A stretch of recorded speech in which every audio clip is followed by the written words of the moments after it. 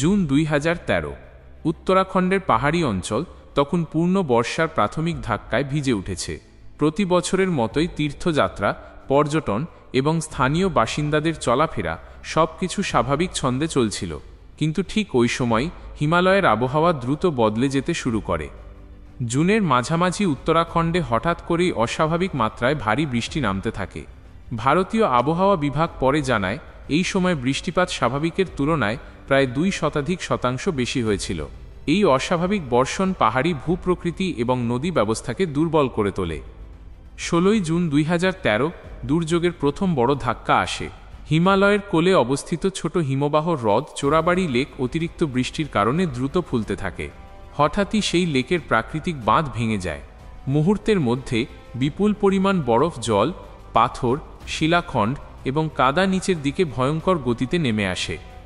এই তরল ধস ছিল এক ধরনের glacial lake outburst flood GLOF, যা হিমালয় অঞ্চলে বিরল হলেও অত্যন্ত বিপজ্জনক। স্রোতের গতিবেগ এত বেশি ছিল যে এটি পাহাড়ের ঢাল চিরে এগোতে এগোতে নিচের সব কিছু ধ্বংস করতে থাকে।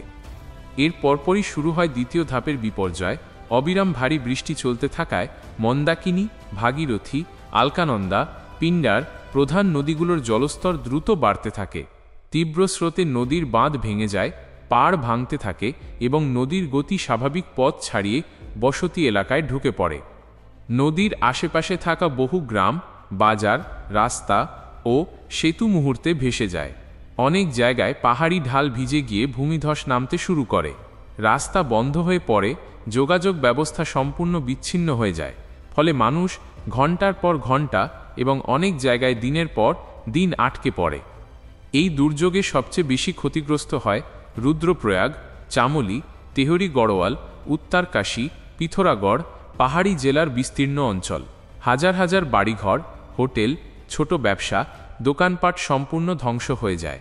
পর্যটন এবং তীর্থযাত্রার মৌসুম হওয়ায় তখন পাহাড়ে ভিড় ছিল অস্বাভাবিকভাবে বেশি, যার ফলে প্রাণহানির সংখ্যা আরও বেড়ে যায়।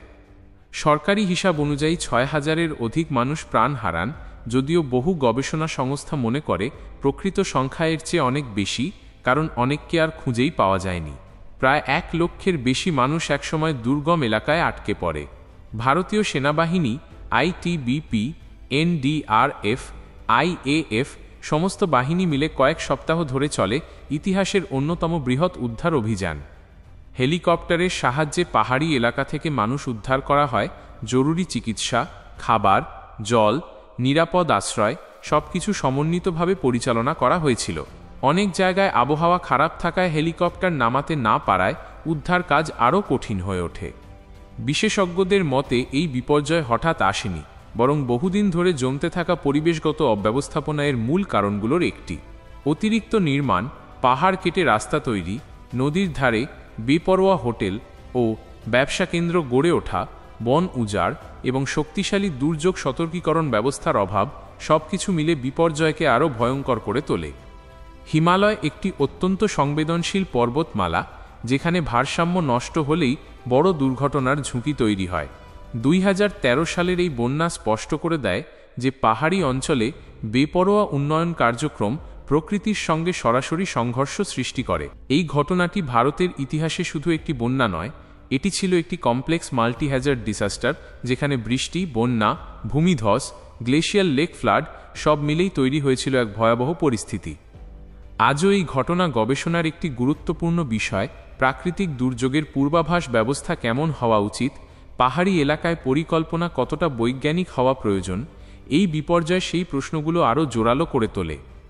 2013 উত্তরাখণ্ড বন্যা শেখায়, প্রকৃতিকে সম্মান না করলে, পরিবেশকে অগ্রাধিকার না দিলে উন্নয়ন আর নিরাপত্তা কখনো একই সঙ্গে এগোতে পারে না। আরও এমন অবাক করা ইতিহাস আর অজানা তথ্য জানতে চাইলে চ্যানেলটা সাবস্ক্রাইব করতে ভুলবেন না।